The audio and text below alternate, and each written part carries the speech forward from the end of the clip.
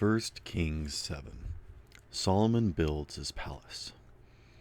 But it took Solomon 13 years to finish constructing his palace and the other buildings that were related to it.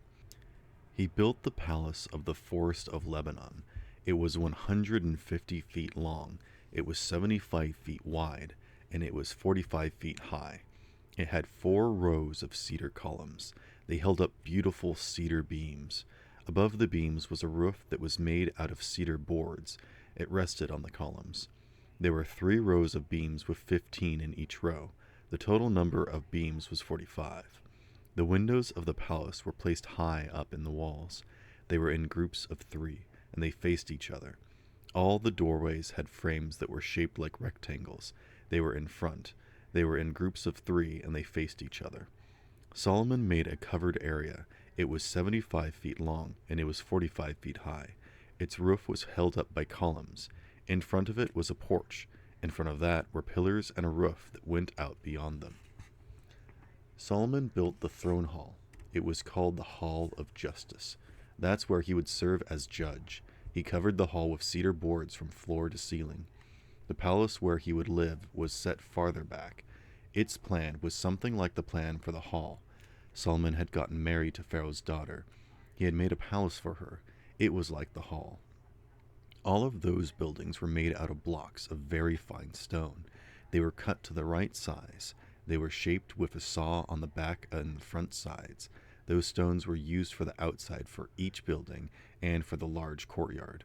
They were also used from the foundations up to the roofs. Large blocks of very fine stone were used for the foundations. Some were 15 feet long, others were 12 feet long. The walls that were above them were made out of very fine stones. The stones were cut to the right size. On top of them was a layer of cedar beams. A large courtyard had a wall around it.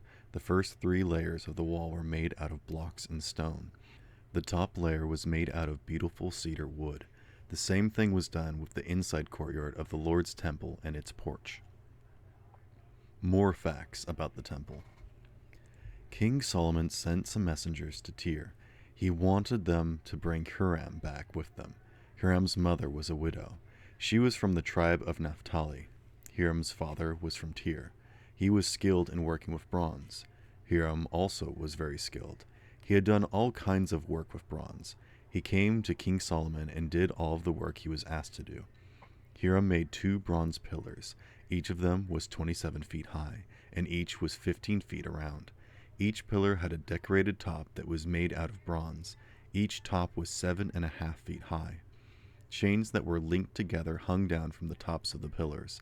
That were 7 chains for each top. Huram made 2 rows of pomegranates. They circled the chains. The pomegranates decorated the tops of the pillars. Huram did the same thing for each pillar. The tops on the pillars of the porch were shaped like lilies. The lilies were 6 feet high.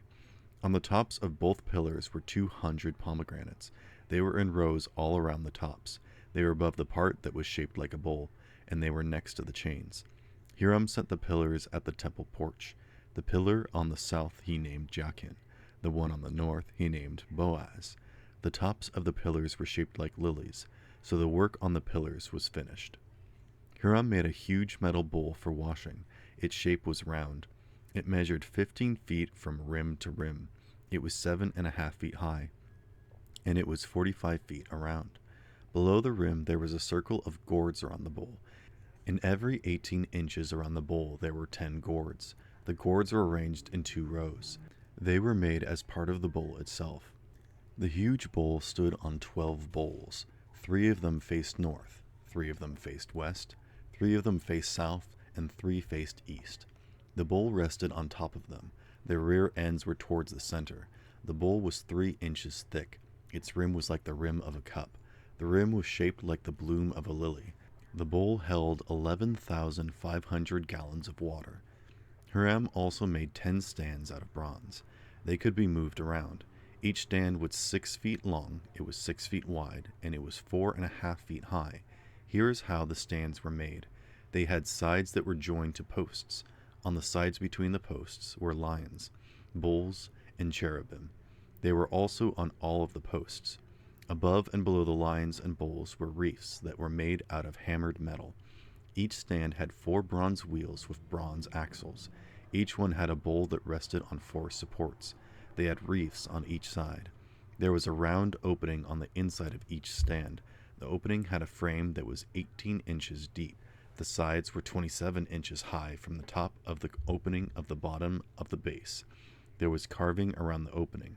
The sides of the stands were square, not round. The 4 wheels were under the sides.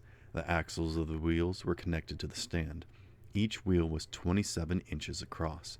The wheels were made like chariots' wheels. All of the axles, rims, spokes, and hubs were made out of metal. Each stand had 4 handles on it. There was one on each corner. They came out from the stand. At the top of the stand there was a round band. It was 9 inches deep. The sides and supports were connected to the top of the stand. Hiram carved cherubim, lions, and palm trees on the sides of the stands. He also carved them on the surfaces of the supports. His carving covered every open space.